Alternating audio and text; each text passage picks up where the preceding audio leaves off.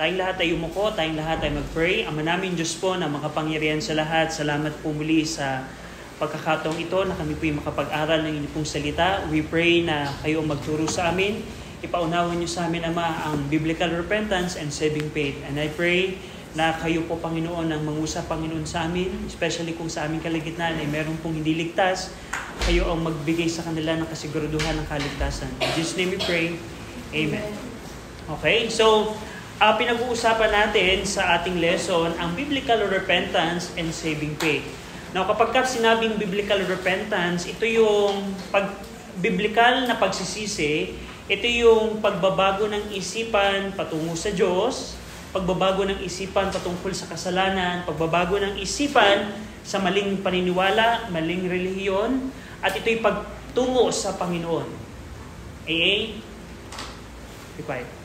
So, may assignment ako na ibinigay. So, okay lang kung hindi kayo nakapaghanda. Sabihin nyo kay Bugoy na hindi naman okay lang na kahit hindi kayo nakapaghanda. Mas maganda na nakapaghanda kayo, pero kung wala talagang nag-prepare, it's fine. So, sino sa inyo ang gustong magbahagi ng kanyang naisip na illustration of faith? Sige, Grace, ikaw muna. So, sa Daniel 6 po yung Lions din po. Yung story po nun, di ba, ano po siya? Nilagay po siya doon sa isang cave na may leon po. Then, yung mga tao po, parang naan sa kanilang mamamatay na siya doon. Then, yung po doon, yung tao na po na nandoon, yung tao po na nandoon, nag-pray po siya kay God na meron siyang, ayun nga po yung sabi ko, yung trusting faith, meron siyang ganun. So yung natutuan ko po sa kanya, yung story na yun, in God's protection and the willingness to face severe consequences for remaining steadfast in one way practice. So meron po siyang tiwala sa Diyos na hindi po siya ng mga layo. Okay. Yung isa po yung undivided faith naman po yung kay Isaac and kay Abraham po. Yung di ba yung sa story niya po na si Isaac po is isasacrifice niya po yung, si Abraham po isasacrifice niya po yung anak niya na si Isaac. So parang po yung buo po yung loob ni Abraham na i-ano yung sarili niyang anak. So yung po po dyan, God provides a ram or a substitute, sacrificing, sparing Isaac's life. So this situation illustrates Abraham undivided faith in God's will. Okay, napakaganda. Una si Daniel in the lion's den. That's a good example of faith. Na kahit may banta ng kamatayan, he exercised his faith. And also Abraham and Isaac. That's a good example, Grace. Sino pa? Anyone? Joe. What is it complete or not complete? You can start from either of the two. So that I'm gonna do it. So there was a rich man that in the Bible, and he went to Jesus and he said, "I want to be saved. So how do I do that?" And Jesus told him, "You need to sell all that you have and give the money to the poor." And so he said, he was like, "No, I'm not going to." So that's. Okay. Let's go. The rich man. Anyone else? William. So, undivided faith, my illustration is from the story of Abraham. When he was in Ur, he served other gods, and his father Terah, according to Joshua 24:2, where it says he served other gods. Terah and Haran, actually the grandfather of Abraham, they served other gods. But when God called them, they put away their idols and they went to serve him. If they had still done sacrifice of the idols, then that would have been divided faith. But undivided faith is shown through the fact that they went all the way down to Canaan and they obeyed God's command to do that. And then a good illustration for the story of the other one, trusting faith, which is the story of Noah. And it's a good one because it illustrates two kinds of trusting faith. The one, he trusted the fact that God would save him from the flood and that he would bring the rain. And then the other one is that he trusted the ark to carry him above the waters. So that's the story of trusting faith through Noah, shown to us through Noah. Okay, that's a good example as well. Yeah, Joe?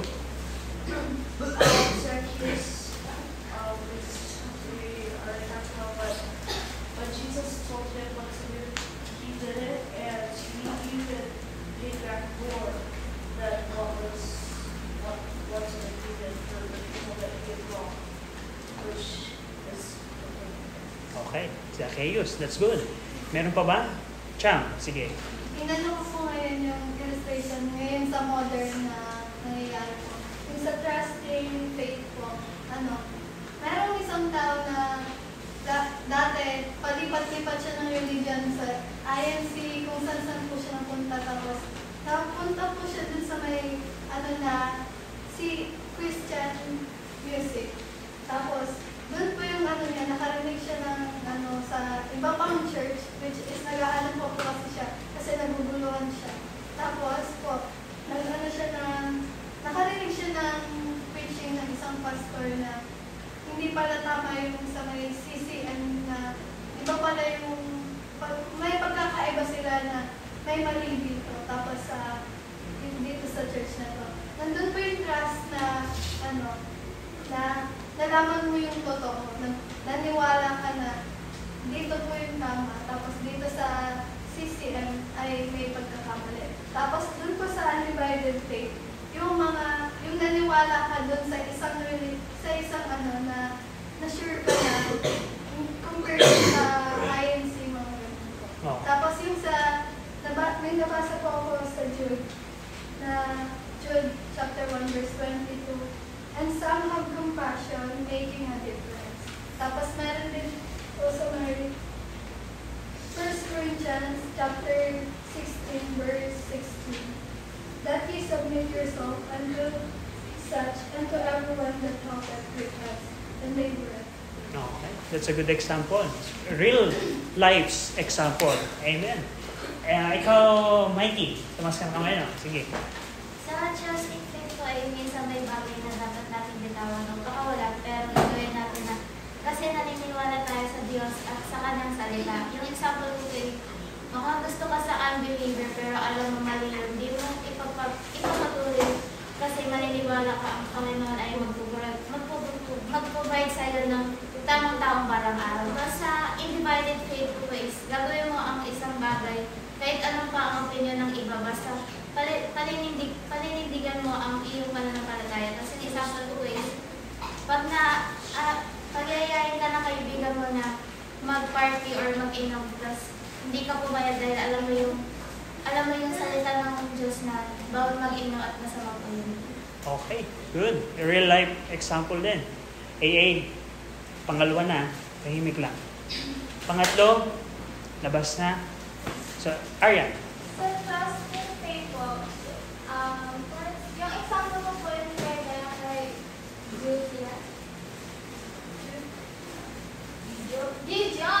Gideon, okay. Na tinawag po siya ng Panginoon at sabi ng Panginoon ay yun po nila yung Midian kasi po sinawag po sila ng mga Midian. Ang sabi ng Panginoon is Gideon ng mga soldiers.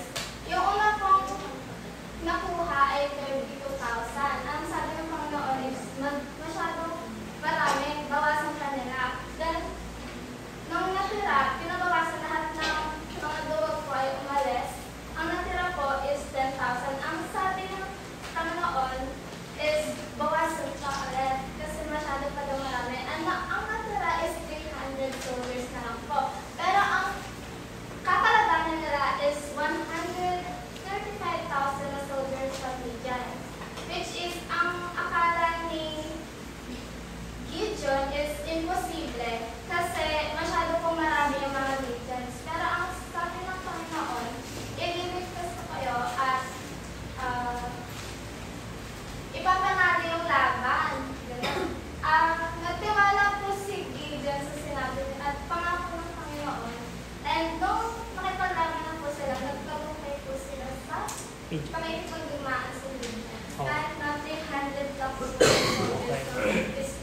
Okay, gandang example din, Gideon. Ako din, meron din akong example na naisip, gawa ng assignment. May assignment that I think of, a trusting faith is, for example, there's a circus man who visit us. And he said, naglagay siya ng cable or cable wire from this wall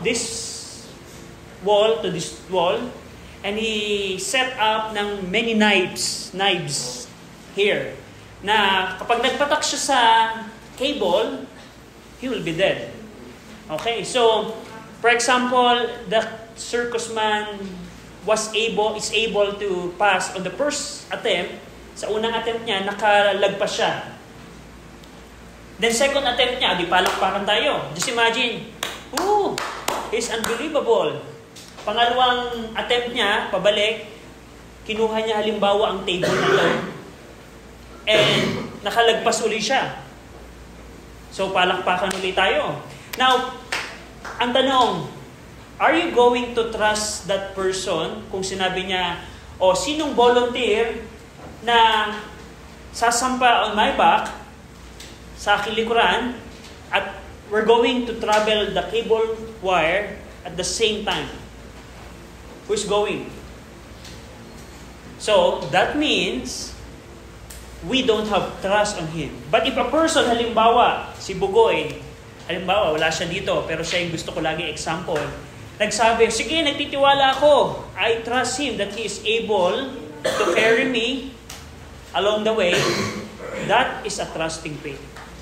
So, maaaring majority of us will say, yes, circus man, you are able to pass through that cable line. Pero, if he started to ask a volunteer, that's the time he is measuring our trust on him. So, the same thing in our time, many people of our day, of our time, says they trust the Lord Jesus Christ. But, it cannot be shown in their life. So, kung halimbawa, yung circus man, sinabi niya, kaya ko ba? Tinanong niya tayo, kaya ko bang lumiban dito? Sasabihin natin, of course, kaya mo yan.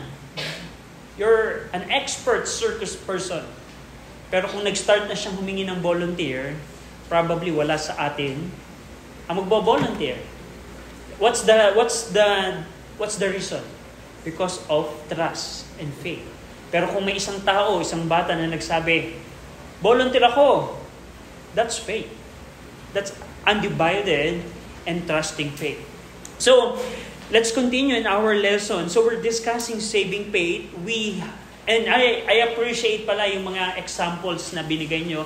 Napakaganda siya. So, by that example, you can visualize what is faith. What is an undividing faith and trusting faith. Now, last week we discussed that saving faith is not only undivided, trusting, but also unconvinced faith. A convinced faith. You are fully convinced. Now, if a person trusts the Lord Jesus Christ 99.9%, is he saved? For example, sabi ko sa inyo, nagtitiwala ako kay Jesus Christ ng 99%. Is that salvation? Who says yes? And who says no? Yes, why? Why, Joe? Because you have to have complete trust in Jesus. You have to have complete trust on the Lord Jesus Christ. Because if you just put 99 or 1/4 or 3/4 or 99% trust, the remaining 1% belongs to other thing, to other person. And that's not repentance. Repentance is buong puso mo nabibitawan ang maling paniniwala, ang maling pananampalataya sa maling bagay, sa mga dead works. Now we're going to discuss that saving faith is also an unmixed faith. Meaning, wala kang bagay na ihahalo. So, do you think a person that is trusting the Lord Jesus Christ, but also trusting religion, a saved person or no? For example, oh, thank you, William, that you shared the gospel. I truly trust the Lord Jesus Christ, but I also trust my good works. Is that salvation? Joe? No? It's just trusting in your false religion. Okay. Now, tingnan nyo ang Romans 3 as our text. Romans 3, there's a problem if we mix work and faith. Merong problema kung ang pananampalataya natin sa ating Panginoong Kristo ay hahaluan natin ng gawa o ng ibang pagtitiwala. Tingnan nyo ang Romans 3:24. Romans chapter 3, verse 24. Anyone? Grace, can you read it? 24. Romans 3:24. Being justified freely by His grace through the redemption that is in Him with Christ Jesus. Okay, that's one thing. And chapter 4, verse 4 and 5. Joe, can you read? Romans 4:5. Now to him that worketh is the reward not reckoned of grace, but of debt. But to him that worketh not, but believeth on him that justifieth the ungodly, his faith is counted for righteousness. Okay. So, this is the problem. For example, a person, halimbawa ikaw, sinasabi mo na nagtitiwala ako sa Panginoong Kristo, pero at the same time, nagtitiwala ka sa iyong good works. You're trusting the Lord Jesus Christ, but also, you're also trusting your good works. For example, like this. If a person that is truly saved, meaning he is truly saved, he truly repent, and there were evidences of his salvation, but he failed to attend church services. For example, for some reason, we don't know, maybe he went away from the Lord. Is that person saved or no? Yes. Yes, still saved. Because, pero in contrast, for example, you're trusting the Lord Jesus Christ, but at the same time, you're trusting your church attendance for your salvation. Sasabihin mo, I failed to attend church services for months, so maybe I'm not saved. Is that right or wrong? No, it is wrong. It's wrong. Because you need to make sure that you don't put any trust on any work. So ano yung mga klase ng work? Yung religion, yung being faithful in the church, reading the Bible, those are the work category. They are good, meaning mahalaga sila in Christian life. Pero in terms of salvation, saving faith, it should not be included. Because the Bible says, no Romans 4:4, now to him that worketh, meaning you work for your own salvation. Paano? Tatrabaho ka na maging tapat ka sa church, maging member ka sa church, manalangin ka lagi. Tama yun, pero pagka pinag-usapan ang kaligtasan, hindi dapat siya included. Sabi doon, to him that worketh is the reward not reckoned of grace, but of death. But to him that worketh not, but believeth on him that justifieth the ungodly, his faith is counted for righteousness. Ibig sabihin, kung ikaw ay nagtatrabaho na, nararapat lamang yung bayad sa'yo. Now, ito yung example ko. Halimbawa, Cham, bibigyan kita ng regalo. Halimbawa, this is my gift for you, a brand new book. For example, a brand new Bible. But, this is my gift for you to show that I am gracious. But for example, sasabihin ko, Cham, Cham, bago mo makuha itong book na to, ipaglaban mo muna ako, ipamalansya, ipaglinis ng bahay, pero iyo pa rin tong regalo na to. Is that still grace? Is that still gift? O hindi na? That is the debt.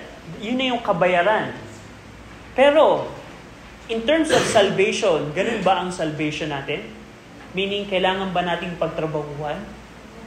Kasi, tandaan nyo, Many churches today, like INC, kailangan mong maging member ng kanilang simbahan. Pag hindi ka na member, hindi ka na saved. Many other churches, kailangan mong magtiis, you need to endure unto the end. Meaning, kung hindi ka mag-i-endure in the middle of your life, you're not going to be saved. Merong ibang church na kailangan mong maging mabuti, good works, sacrament, Roman Catholic, kailangan mong makompleto ang mga sakramento. Now, kung halimbawa ang salvation ay hahaluan natin ng gawa, yung faith ay hahaluan natin ng gawa, ang sabi ng Bible, hindi na siya grace. Hindi na, you're not going to be saved by grace. And last, tingnan nyo ang Ephesians 2. Ephesians chapter 2, verse 8 and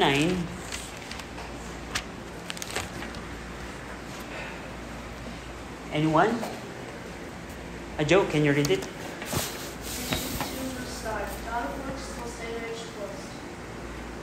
And 10. 8 and 9, sorry. Verse 8 uli. For by grace are you saved through faith, and that out of yourselves is the gift of God, not of works, that must any man should boast. Okay. We see here that salvation is by grace. When you say grace, anong nasa isipan nyo pagka napakinggan nyo ang word na grace?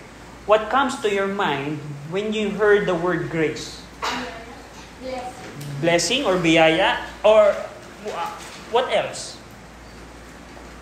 Kabutihan. Kabutihan, pwede? Mercy. Mercy, pwede? Now, ang grace is parang ganito.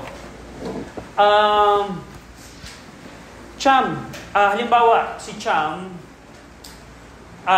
maybe this example,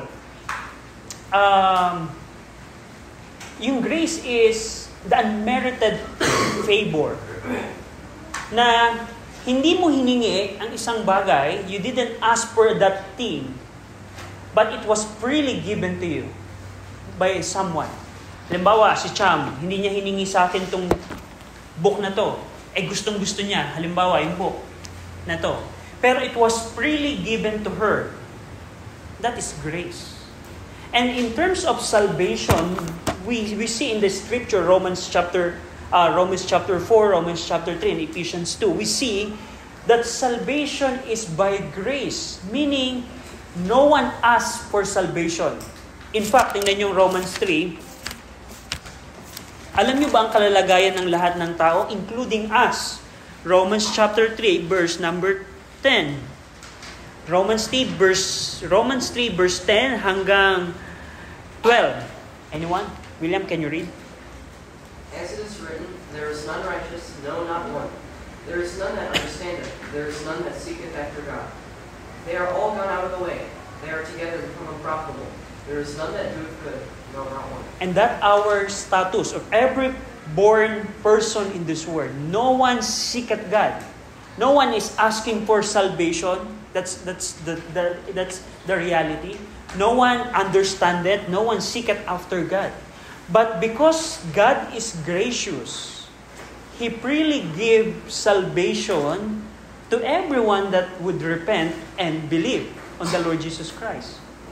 Now, that's the problem kung ang faith mo ay mix, meaning dadagdagan mo na ng gawa.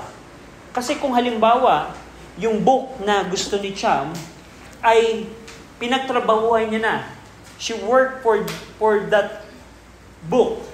It's not grace anymore. That's wage. Yun yung kanyang debt. At yun yung sinasabi ng Romans chapter 4 na kung halimbawa, ang isang tao ay nagtrabaho na para sa kanyang kaligtasan, hindi na siya saving faith. Hindi siya saving faith. Now, a person must receive Christ's salvation as a free gift, not as a reward for good work. So, another example, may book na akong ibibigay kay Cham.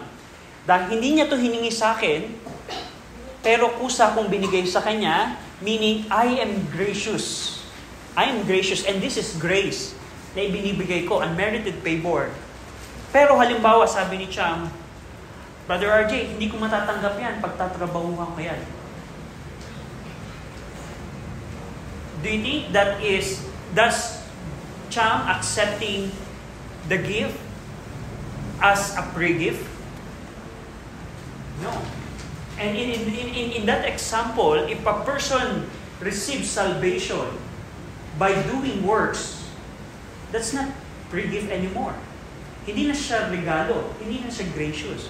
And then dyan pumapatak yung problem if your faith is mixed with good works. Kung halimbawa, nagtitiwala ka kay Jesus Christ, but also you are trusting about your self-righteousness. Halimbawa, you're trusting the Lord Jesus Christ, but you're trusting the church for your salvation. You're trusting the Lord Jesus Christ, but you're also trusting baptism. Dun may problema yun. Unmixed faith. Mixed faith siya. Now, kung halimbawa, a gift, tandaan nyo, a gift is something that someone else purchases and then gives to us freely. If you try to pay anything whatsoever, it's no longer gift. Now, yung salvation, pertaining sa salvation, alam nyo ba na ang salvation ay ang Panginoon ang bumili? God and the Lord Jesus Christ purchased the salvation.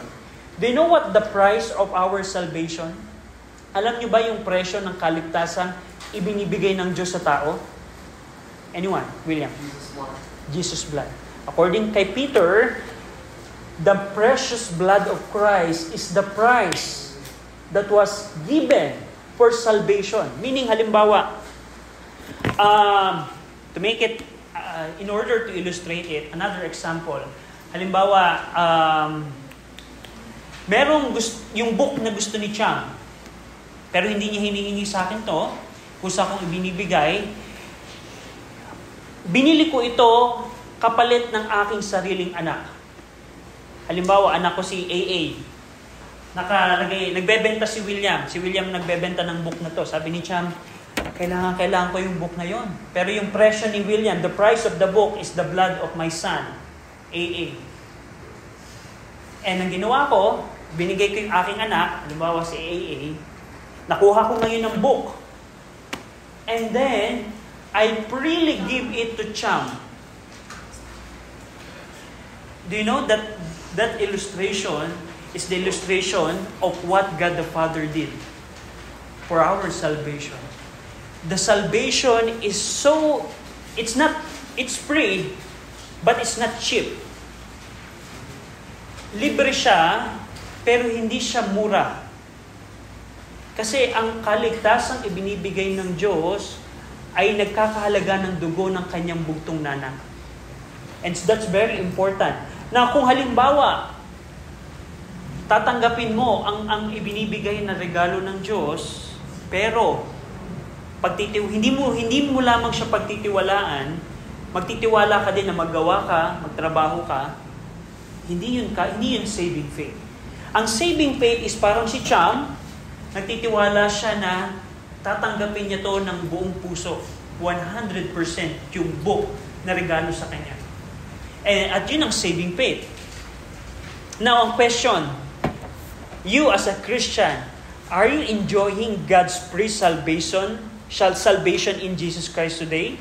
Or are you still trying to do something to earn your salvation? Now, kung ikaw, Kristiyano, nagprofess ka na ikaw ay ligtas na, meaning meron kang araw na nagsisi ka, merong araw na nanampalataya ka kay Jesus Christ bilang tagapagligtas, ang question ko is, nai-enjoy mo ba ang libreng kaligtasang ibinigay sa iyo ng Panginoon? Or you're still trying na magtrabaho para sa iyong kaligtasan? That's the difference. Kasi kung pinipilit mo pa rin magtrabaho para sa iyong kaligtasan, hindi siya saving faith. Kasi you put your faith on the Lord Jesus Christ, but at the same time, you're putting your faith on doing something else. So kung ikaw ay merong saving faith, 100%, nagtitiwala ka na sapat na yung ginawa ng Panginoong Kristo para sa ating kaligtasan. So, that is unmixed faith. Now, halimbawa, halimbawa kung ikaw ay ligtas na, halimbawa isang tao totally saved, truly saved, ligtas talaga siya. Nung siya'y nagsisi at nanampalataya, nakita natin na meron siyang ebidensya ng kaligtasan and he is truly saved. Kung halimbawa ang taong iyon ay pinipilit pa rin niya na gumawa ng ibang bagay for his own salvation, hindi siya saving faith. So, that is unmixed faith. Now, do you have a question on this with regards sa unmixed faith? Do you have any, or Brother RJ, medyo malabo. So, tandaan niyo lamang, pag unmixed faith, wala ka dapat idadagdag. Salvation is free and you need to accept it freely. But if you're going to work for it, it means that you're trusting your work rather than trusting the Lord Jesus Christ fully. So, pwede nating i-examine ang ating mga sarili. We can examine ourselves. What if hindi ako makapag-church? What if hindi ako makapagbasa ng Bible? What if hindi ako maging faithful, halimbawa sa church? What if I commit this sin? What if I commit this trespass against the Lord? Do you still think that you're saved or no? Kasi kung halimbawa, you think na, ay, probably hindi na ako ligtas kasi hindi na ako nakaka-attend ng church. It shows that you're trusting your work for your salvation. That's not saving faith. So, that is unmixed faith. Now, lastly, with regards to this section, saving faith is a receiving faith. Meaning, saving faith receives Jesus as Lord and Savior. Saving faith doesn't merely believe in Jesus as a historical person, but you need to receive the Lord Jesus Christ as your Lord and Savior. Now, pag sinabing you receive the Lord Jesus Christ, I mean, if you receive Jesus as your Lord, that means that is repentance. Halimbawa, tatanggapin ko si Jesus Christ bilang aking Panginoon. And anong inclusion if you receive Jesus Christ as your Lord? It means, He is now my boss. Before, I am the boss of my life. I am the God of my life. Whatever I want, kung ano man ang gusto ko, yun ang nasusunod. Pero kung tatanggapin mo si Jesus Christ bilang Panginoon, it means biblical repentance. Meaning you reject your own righteousness, your own will, but you accept that Jesus is your Lord of your life. Now, if you receive Jesus as your Savior, it means you're putting your own soul, your own eternity on the hand of the Lord Jesus Christ. That is salvation. That is salvation. Now, first, open your Bible. So, natapos na tayo dun sa section na ang saving faith. Ano ba yung saving faith? Saving faith is undivided faith. Saving faith is a trusting faith. Saving faith is a convinced faith, meaning you are fully convinced. If you're convinced just 99%, you don't have a saving faith. Saving faith is an unmixed faith, and lastly, saving faith is a receiving faith. Saving faith is receiving Christ, Jesus Christ, bilang Panginoon at tagapagligtas. Ang saving faith ay tatanggapin mo ang Panginoong Kristo bilang Panginoon at tagapagligtas. Now, in order to test, paano mo malalaman? Siguro ito yung tanong ko sa inyo. Paano mo masasabi na tinanggap mo na si Jesus Christ bilang Panginoon at bilang tagapagligtas? So,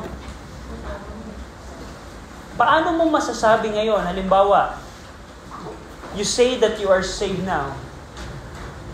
Pwede mo bang matest kung tinanggap mo na si Jesus Christ bilang Panginoon at tagapagligtas o sa bibig lamang? Now, ito yung simple test. Makinig. Ito yung simple test na pwede niyong tanong sa inyong mga sarili.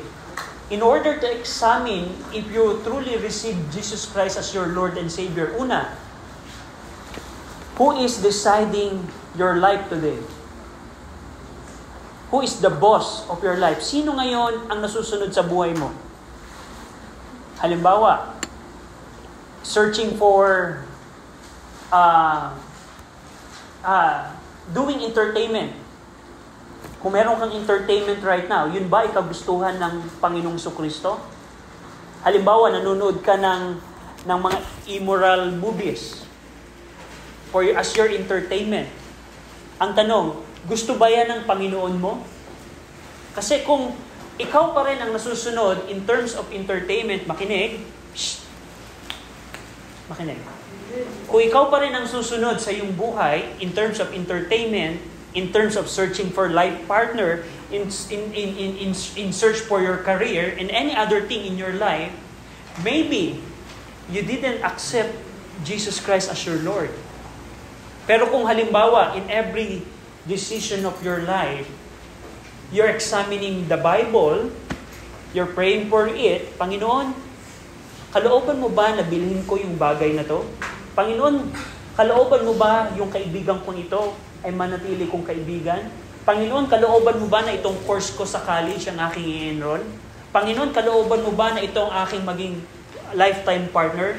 Panginoon, ito ba yung kalooban mo? And that's the evidence na tinanggap mo na ang Panginoon bilang Panginoon.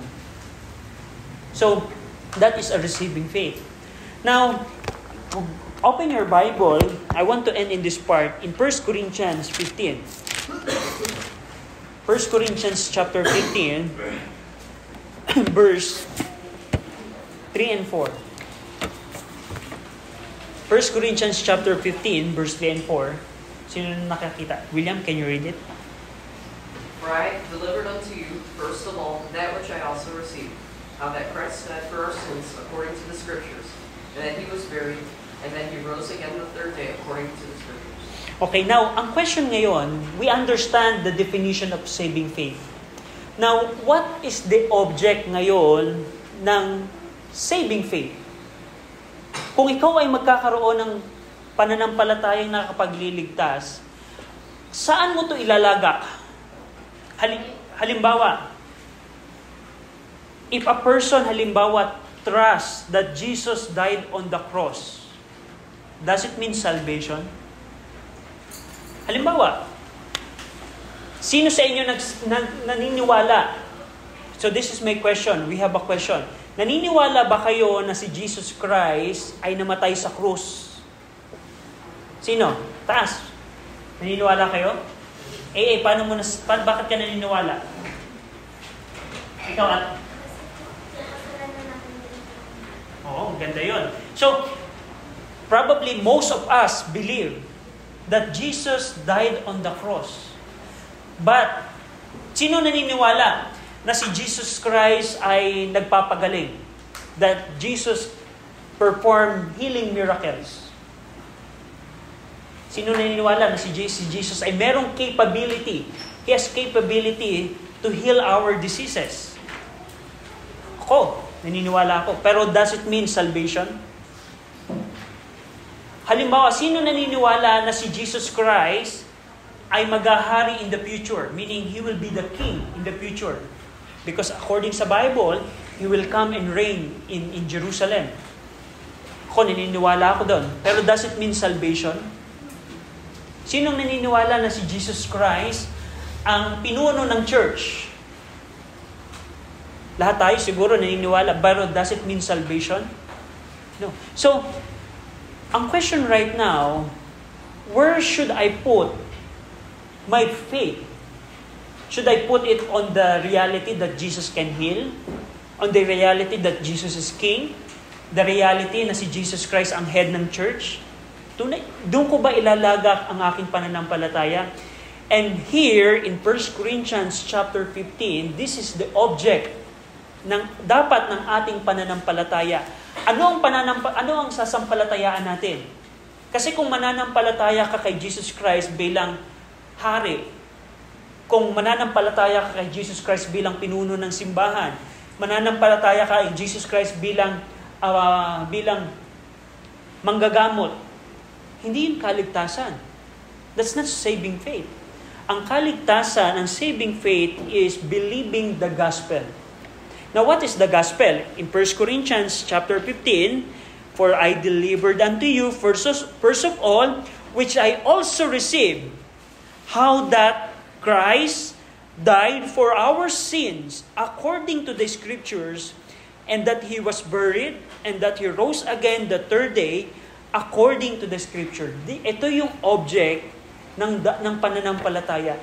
Kailangan mong buong puso mo, undivided, unmixed, convincing, trusting faith sa ginawa ng ating Panginoong Kristo sa krus ng Kalbaryo. You need to put your 100% faith, your saving faith, on the gospel. Ang gospel, pag sinabing gospel, para lang siyang common word na good news.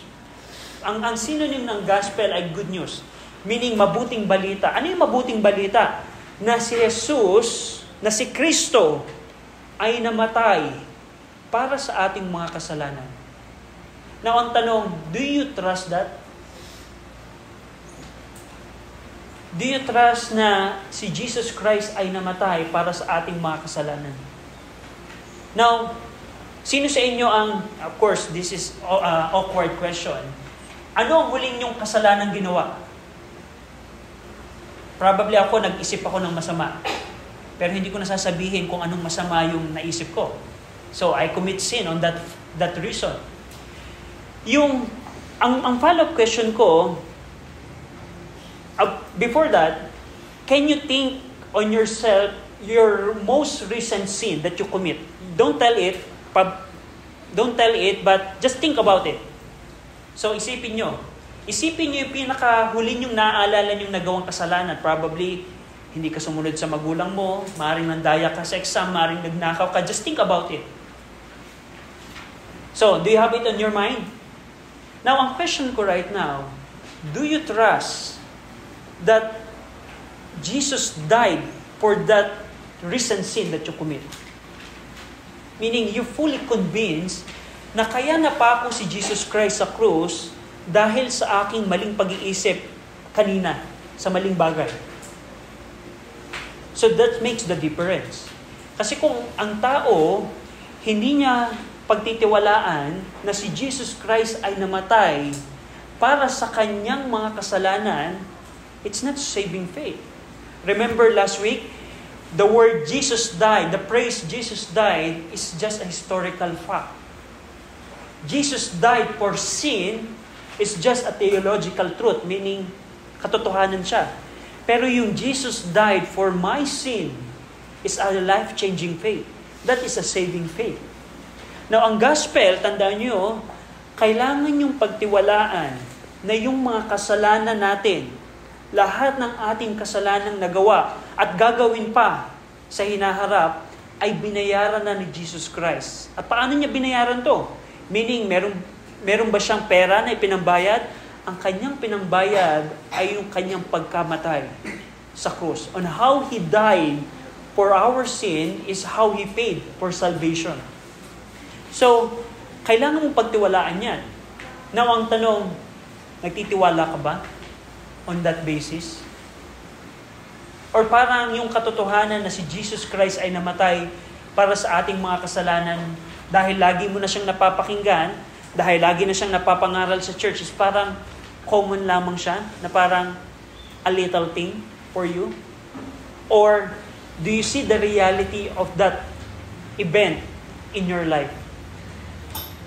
And that's the difference. Kasi maraming tao naniniwala na si Jesus Christ ay namatay sa kasalanan. Pero it doesn't mean salvation. Are you putting your undivided, your convinced, your trusting faith na ang Panginoong Kristo na ang namatay para sa iyong kasalanan? Now, tingnan nyo, I'm thinking of an illustration in order to further illustrate, to simplify this. Kung halimbawa, ang isang tao ay may mga kasalanan, at siya'y namatay. Pero ang taong yun ay pinanalangin pa rin ng mga taong kamag-anak niya patungkol sa paglaya sa purgatorio.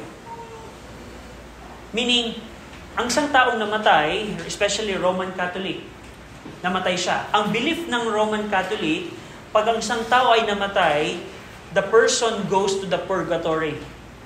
In order na maka-escape siya from purgatory to heaven, kailangang ipanalangin siya. Now, do you think that person or the family there is putting their faith on the finished work of Christ on the cross? Or on their prayer for the escape from the purgatory? They are trusting the prayer. Now, for example,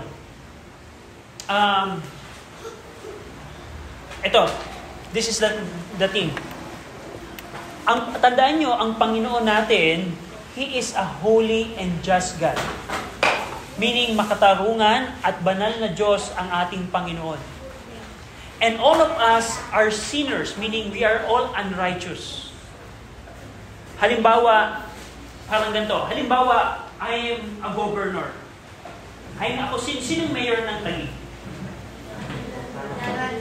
Si Lani. Halimbawa, tapos na si Lani, ako nga bagong mayor ng Taguig. I'm the newly elected mayor.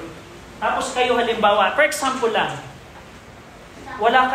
kaya nyo bang pumunta sa opisina ni Mayor RJ nang hindi nagbihis? Halimbawa, mahirap lang, halimbawa lang to, example lang to, just an example.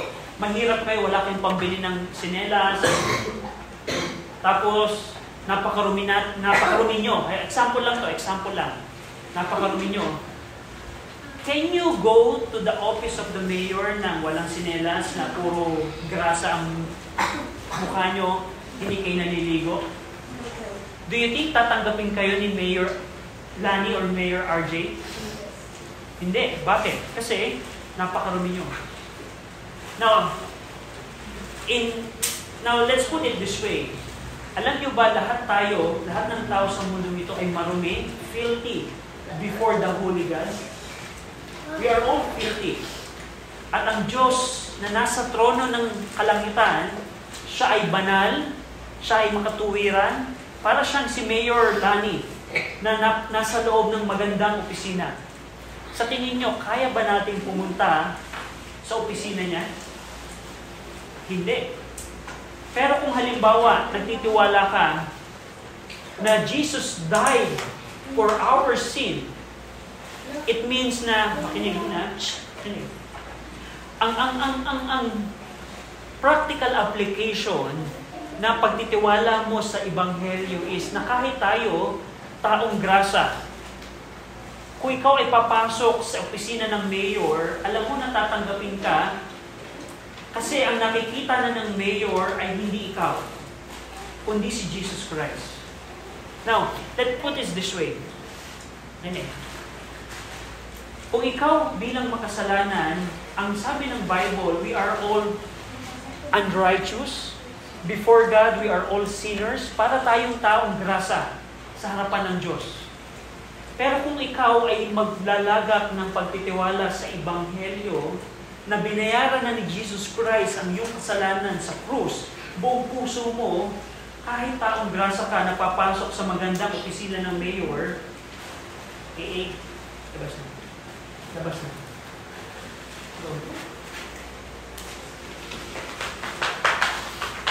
Kung ikaw papasok sa opisina, okay, now capture this. Kung halimbawa ikaw ay papasok sa opisina ng ng mayor na napakaganda, na kahit taong grasa ka, pero nagtitiwala ka na ang kanyang paningin sa iyo ay maayos, that is faith. Let's put this in the reality. Ang isang tao na nagtitiwala kay Jesus Christ, na binayaran ni Jesus Christ ang kanyang kasalanan sa krus, na kahit taong grasa tayo dahil sa ating mga kasalanan, nagtitiwala ka na katanggap-tanggap ka pa rin sa banal na Diyos kapag ikaw ay lalapit. Halimbawa, nakapag-isip ako ng masama kanina, kaya ko pa rin pumunta sa trono ng Diyos dahil alam ko, nagtitiwala ako na binayaran na ni Jesus Christ ang aking kasalanan. That's the practical application. Nakapagnakaw ako dati, nakapagsinungaling ako dati, na hindi ako sumusunod sa magulang ko dati, kahit ako'y ganun kasama, alam ko, natatanggapin pa rin ako ng banal na Diyos for the basis that I am trusting that Jesus Christ died for my sin. So, ang tanong, meron ba tayong ganung klaseng pananampalataya? Na dahil sa ginawa ng Panginoong Kristo, alam mo at sigurado ka, nakatanggap-tanggap ka sa Panginoon. Kasi may probably the problem would be, Brother RJ, Panginoon, nakagawa na naman ako ng kasalanan, nahihiya na akong lumapit sa iyo. Is that your reasoning? Kasi tandaan nyo, kung ikaw ay merong buong pusong pagtitiwala na lahat ng kasalanan mo ay nabayaran na, you don't need to worry about those things. Alam mo, nakatanggap-tanggap ka sa harapan ng Diyos. And that is a saving faith. Now, next week, i-illustrate natin yan further. Ano ba yung object ng pananampalataya? So, tandaan nyo, ang Ebanghelyo, the Gospel, on how that Christ died for our sin, according to the Scripture, and that He was buried and He rose again the third day according to the Scripture, that is the object ng ating pananampalataya. Kasi kung ang pananampalataya mo ay sa simbahan, pananampalataya mo sa bautismo, pananampalataya mo ay sa ibang bagay, hindi siya saving faith. Hindi siya pananampalataya na kapagliligtas. Do you have any question? Meron ba kayong tanong? So, kung wala na, next week itutuloy natin yung discussion about this, about the saving faith. Any question? So kung wala na, William, can you close us in a word of prayer?